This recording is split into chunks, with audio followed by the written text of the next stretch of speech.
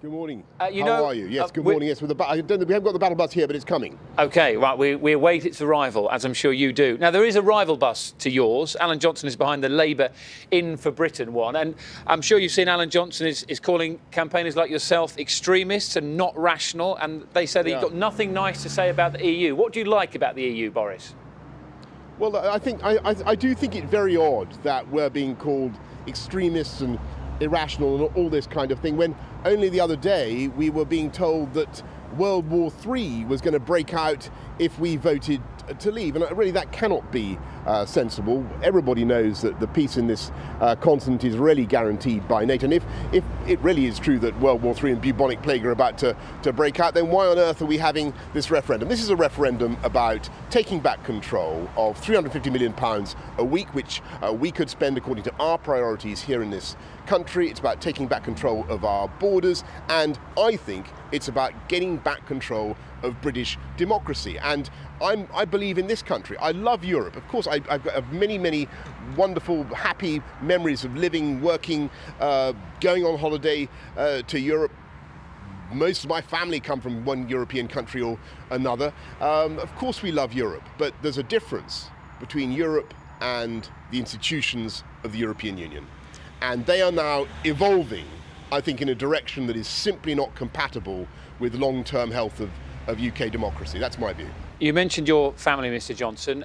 We had your brother, the Universities Minister Joe, on the programme yesterday, talking about how leaving Europe would really damage science in the UK, talking about partnerships, about the flow of talent, about funding as well.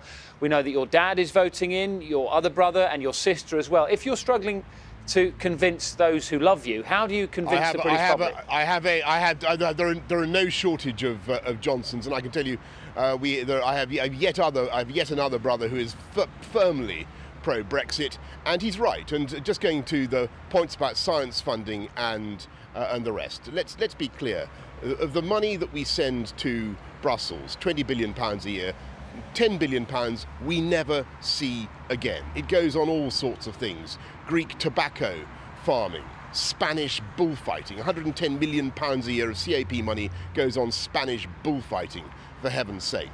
Now, with that net money back in this country, we could actually fund things like the NHS, like our science base, like our academic health science centres, even more generously than we do at present. So that argument simply doesn't stack up. As for scientific cooperation across frontiers, of course we could continue to do that. The Erasmus programme could continue.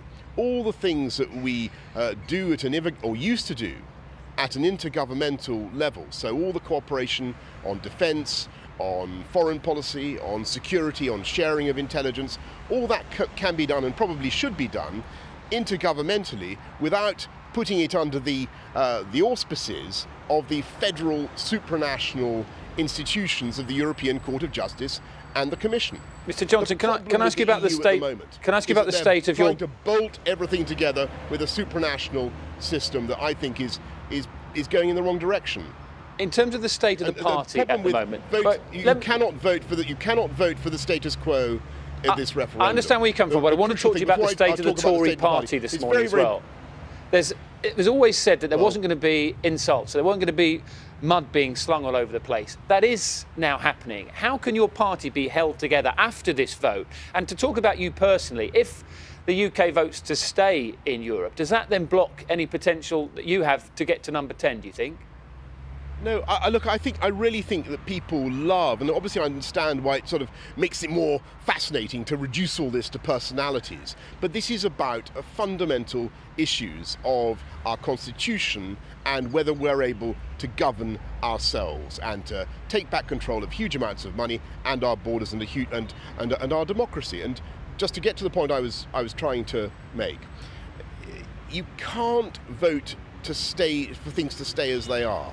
Because what will happen as soon as the British referendum is over, and if we do make the mistake of voting to stay in, they will use the institutions of the single market, the federal supranational institutions, to drive forward with a whole new agenda designed to prop up the euro, using measures to pull fiscal policy, property rights, company law.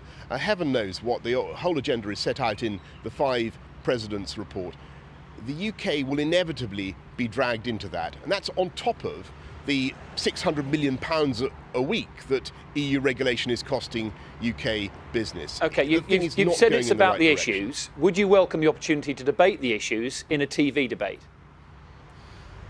I've said very clearly to the people running up this side of the Leave campaign that they point me in our march. I'll do whatever it takes to get these points across. So that's a yes, then, we've got lots of good debaters on our side. Gisela Stewart, Michael Gove, Nigel Lawson, John Longworth. We got huge numbers of people who are David Only. Got huge numbers of people who are very Ian Duncan Smith. Everybody's there, ready to make the points. Chris Grayling. We're all there, set to get our argument over, and Kate Hoey, we're all there.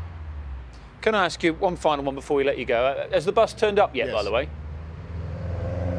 The bus, I've seen the bus. It is colossal. I know it is. I'm of course, it's unlike the Remain side of the argument. None of us, we are not spending £9 million of taxpayers' money on this operation. I think it's absolutely infamous, by the way, that they've got the whole government, the whole of Whitehall is supporting the Remain campaign. They've got all their advisors who are being marched in the same direction. Every international visitor is made to spout the Remain campaign lines, and they're spending £9 million of taxpayers' money on shoving a leaflet through everybody's door. I think it's absolutely infamous, and never mind. We happy few with the small amounts of money that we have at our disposal will get our points across, and I think we've got a once-in-a-lifetime chance to change the direction of this country and of democracy in Europe. Mr Johnson, very quickly before we let you go, we're talking today about microphone faux pas. No politicians make mistakes. Should David Cameron apologise for what he said about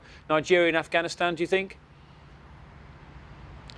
I just saw that on the news. I think the Prime Minister, as far as I understand it, was speaking very candidly about the problems of global corruption, and I think most people will find it refreshing that he's speaking his mind, and the more people speak their mind, the better, in my view. Mr Johnson, thank you for talking to us this morning. Enjoy the bus. Thank you. You didn't, frankly, have the balls to put country before party.